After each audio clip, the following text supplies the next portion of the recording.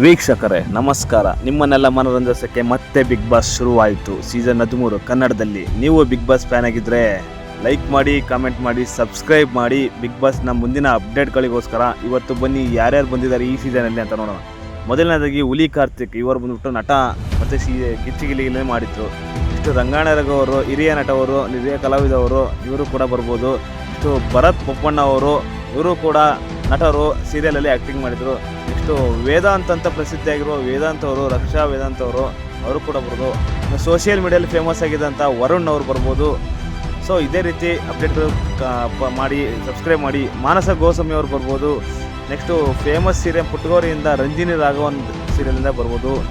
So ಈ ಸಲ ನಿಮಗೆ ಇಂಟ್ರೆಸ್ಟಿಂಗ್ ಆಗಿರುತ್ತೆ ಬಿಗ್ ಬಾಸು. ನೆಕ್ಸ್ಟು ವರ್ಷ ಕಾವೇರಿ ಕೂಡ ಬರ್ಬೋದು. ನೆಕ್ಸ್ಟ್ ಇನ್ನು ಸುಮಾರು ಹಲವಾರು ಬರೋ ಚಾನ್ಸಸ್ ಇದೆ. ಪ್ರಿಯಾ ಆಚಾರ್ ಕೂಡ ಬರೋ ಚಾನ್ಸಸ್ ಇದೆ. 90% ಚಾನ್ಸಸ್ ಇದೆಲ್ಲ.